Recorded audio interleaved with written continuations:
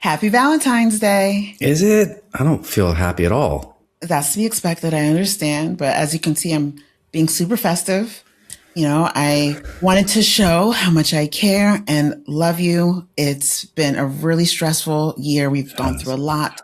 So I put a lot of time into this. I thought about some gifts and things that you would love to just kind of, cheer you up and lighten up the mood. Yeah? Okay. So first of all, I got you chocolate. Valentine's Day staple, right? You can eat as many as you like. I don't even want any. All for you. You know I'm allergic to chocolate. True. But that's okay because I know you love roses, but I know red could be a bit triggering. So I got you white rose just for you. I don't even know what to say. It's one wilted white rose. Doesn't feel very special. Okay. I figured you'd be a bit of a tough crowd, but an iPhone, right? Who can't use an iPhone? That's very nice of you. I really, as I told you, want it. I know. I did, but if you were listening last week, I told you I got a promotion and they already gave me an iPhone last week. All right. So none of this is good enough for you, as always. No, it's not that. I appreciate, I clearly see that you put in effort. I really appreciate that. It's just, it doesn't feel very thoughtful or focused on me. Wow. Not thoughtful. Seriously? All this I put in just for you. Of course I was thinking about you. Like, it doesn't matter what I do. Look, I'm sorry. I know you put a lot of effort into it, and I appreciate the chocolates and they look delicious. I just don't want to die. I'm sure I could use 2 iPhones though. You know what? Forget it. Happy Valentine's Day. Go somewhere unappreciated. Yeah, go back to your work, friend. So let's break this all down.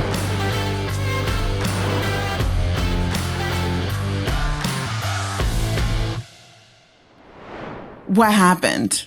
Valentine's Day is a huge trigger for those dealing with intimate betrayal. We want to acknowledge how tricky this day can be because it's a day for lovers. And when you're dealing with intimate betrayal, that's just not how you're feeling. Like anything having to deal with love is going to be highly, highly triggering.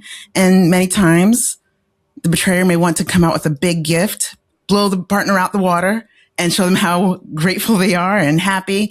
And it misses.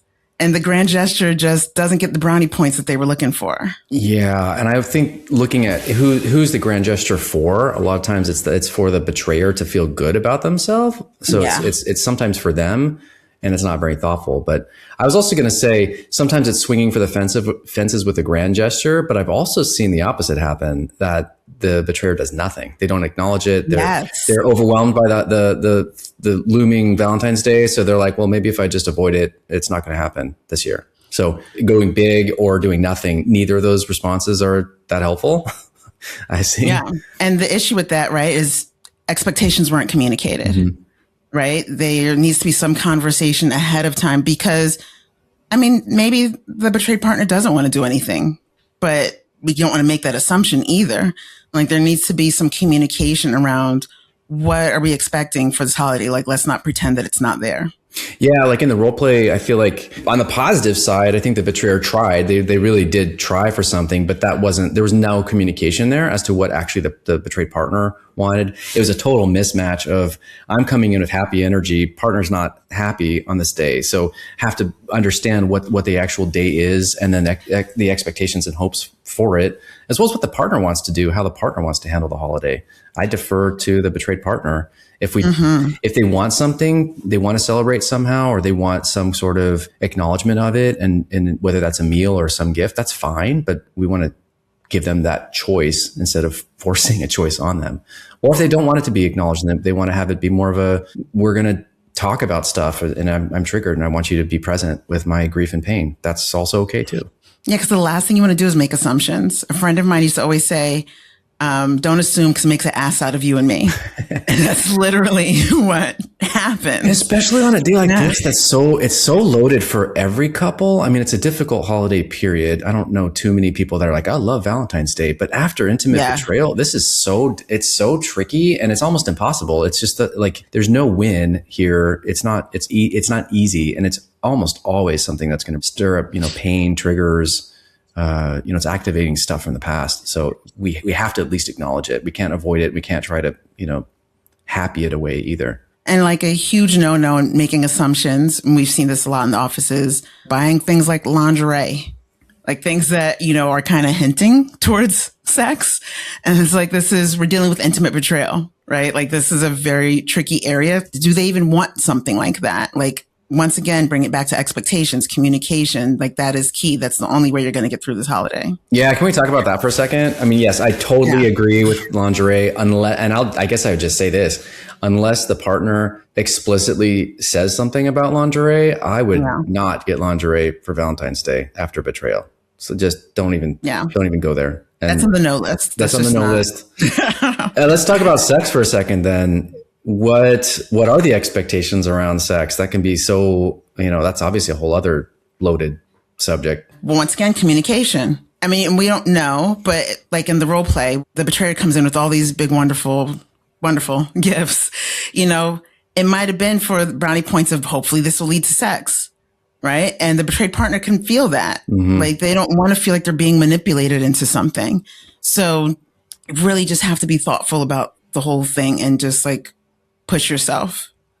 And who knows, maybe they do want sex, but once again, talk about it at the end of the day. Yeah, talk about it. And if I could, the advice I would give to the betrayer is don't expect it, period. Like nothing you do today for that day, the Valentine's Day, should be for the purpose of sex. There's no, yes. Like you said, Monifa, anything that feels like that's the end goal, it's going to be a huge miss. It's going to feel like a total manipulation. So don't even expect it.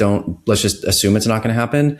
If something does happen, then great. But even with that, there could be triggers, even if you're even thinking about being sexual. So just understand that's a really difficult subject anyway after betrayal, but especially on Valentine's Day. And I feel like the goal should be connection, right? But not necessarily sexual.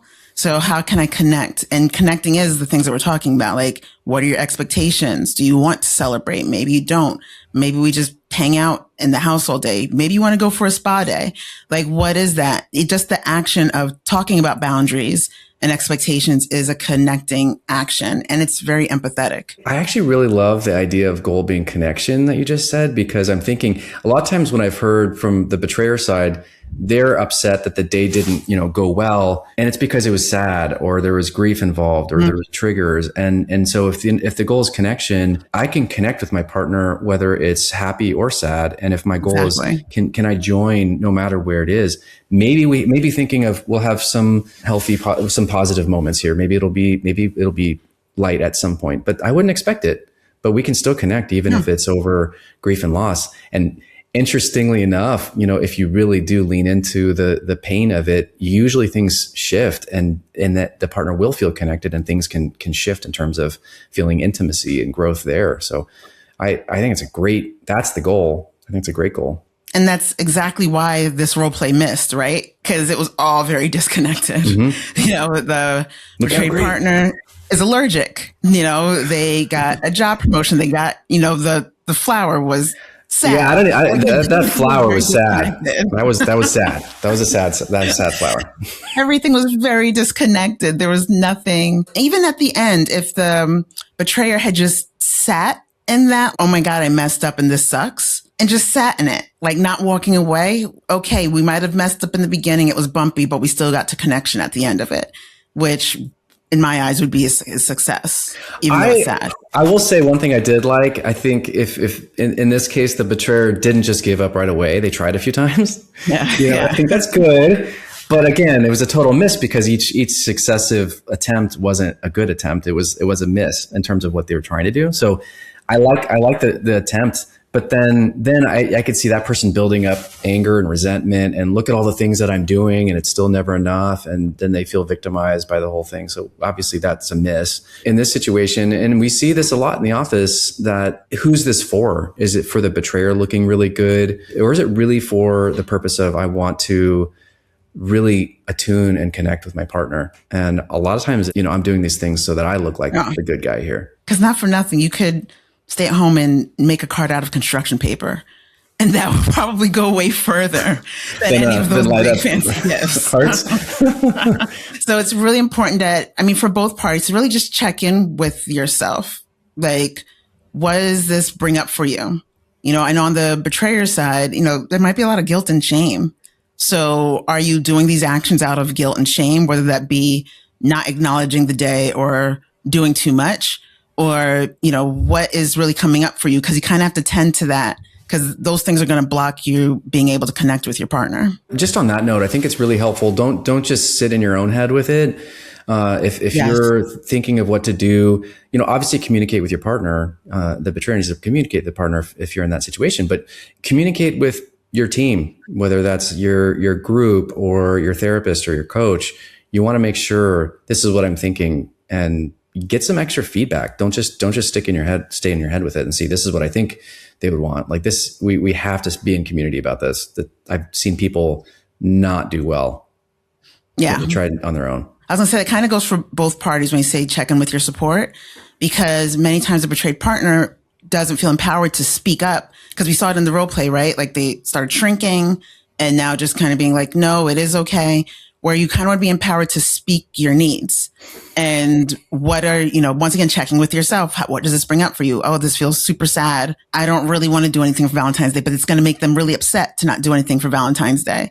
You got to check in with your support to help build your backbone and your boundary setting, because doing it on your own, you might end up like the partner in the role play where you just start shrinking, feeling even worse, and now everything just falls to ruins. Right. We're starting to talk about it, but I'm just, you know, what are ways then? How do we do this better? So if people, you know, if you're watching, how does someone who's navigating Valentine's Day this year do this better? Well, like we always say with the other holidays videos in our book, you can do whatever you want, right? Like you're the captain of the ship.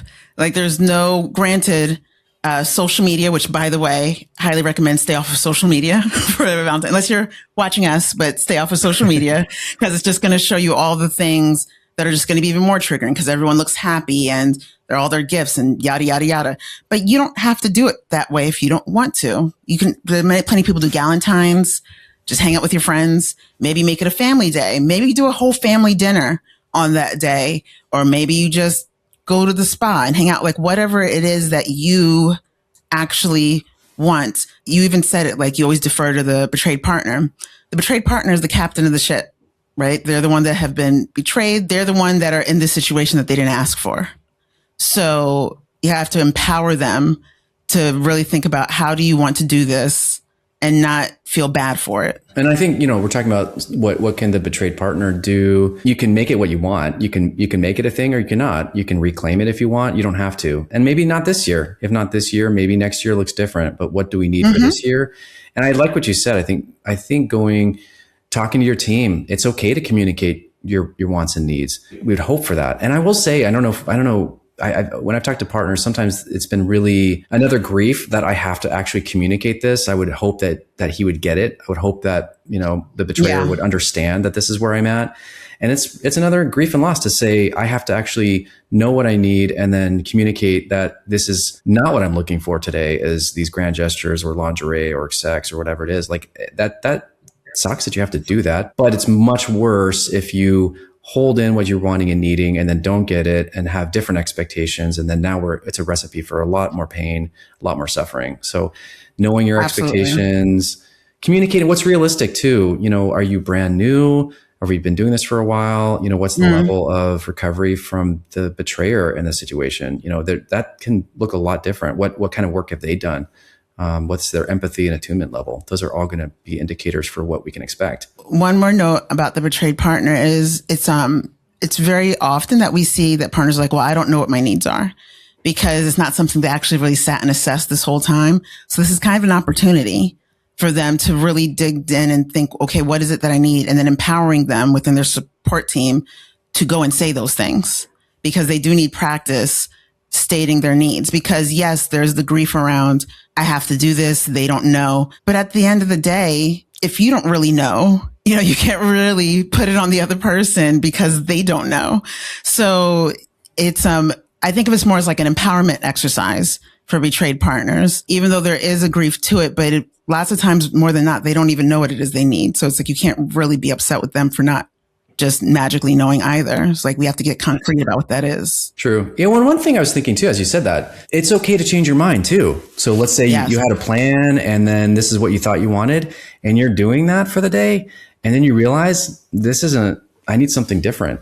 That's okay. I mean, it may be confusing to you. It may be confusing to the betrayer. That's okay. Like, I think we have to have those expectations that what plans we have. Sometimes we think we know until we're actually in it, and then things may shift. So I think giving permission to change in the moment, and that's okay. That's all part of this, and that's all part of the healing. And I know we're talking a lot about, expectations and communication and all these things. Do it early. Don't wait until February 13th or February 14th to now have these conversations. The evening of Valentine's Day, and now we're figuring it out. What do you want to do tomorrow? Like, no, let's do it as early as possible. I cannot stress that enough. What about for the betrayers leading up to Valentine's Day?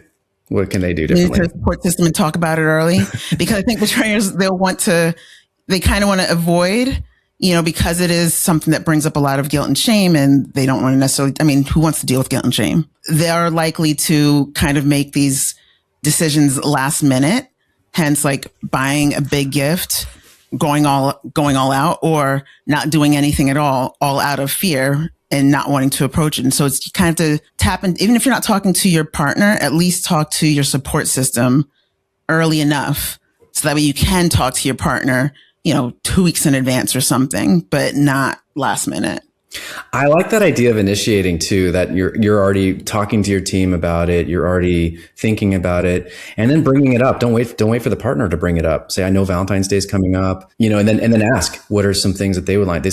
You can offer some things that you've been thinking, if that's appropriate, but initiate the conversation. Don't just avoid it, and then see what the partner wants and needs for that time. If they don't know, that's okay. But at least you're showing, you're acknowledging it. You understand that it's a difficult day and that you're thinking about it. And you want to make it different this year, possibly. And if you are doing things like check-ins, this is a perfect topic for a check-in, right? Like if the betrayer is really nervous and not knowing when to talk about it, bring it up at a check-in. Like that's literally what they're there for. Another thing that is important on the betrayer side, you may, this may sound obvious, the partner, if they're saying this is what I want and need for Valentine's Day, take that at face value. Honor what the partner is saying and what their expectations are. Don't say, well, I know you said this, but I think what you really want is this. We can't be in that game, because that is just a recipe for disaster. And if you do that, we don't want to be in reading minds place, and it's going to be, it's not going to get communicated well. It's not going to go over well. So honoring what the partner's requests are for the day communicates that you understand what the day is, that you're respecting their boundaries or their expectations. You understand that it's triggering, that you're attuning to them, you're listening, you're empathizing. It's all those things that says, I care about you and I want to do what you need for this day to get through it as well as we possibly can. And in essence, if a betrayer is to do that, then they're taking away choice all over again, right? Which is kind of how you got here in the first place. Good point. So you don't want to be repeating those same behaviors. And now you're taking away choice, and, you told me what you wanted, but now I'm going to do this because I think it's better for you. It's going to be triggering all over again. And I was thinking too, like we talked somewhat about what gets stirred up. And I think, for, especially on I guess on both sides, everyone needs to, you both need to go talk to your team, I think, to really get processing what's surfacing, the triggers and activation. But this can really bring up a lot of shame for the betrayer. So how much are you handling your own shame? Are you, how do you manage shame? Are you trying to stuff it and make it go away? Are you needing your partner to communicate that you're worthy or good enough based on how you show up that day? That's not what the goal is for here. We're really trying to say, how do I connect with my partner in a new way? The grand gestures usually aren't the place where I see safety and trust rebuilt back in a relationship. True. Yeah. Sometimes they help. And I think it's maybe easier. This day is kind of a day of grand gestures, but what's really important is the consistency. It's the consistency of the little things, the attunement, not just on a big day like Valentine's Day, it's on every other day. How do I stay connected? How do I stay present and empathetic and, consistent with my trustworthy behaviors over time? Those are the things that are really going to do it, not, a big grand gesture on Valentine's Day. If anything, just like you said, consistent behaviors over time, use Valentine's Day as the springboard. It's a day where you guys are connecting, because that's the goal.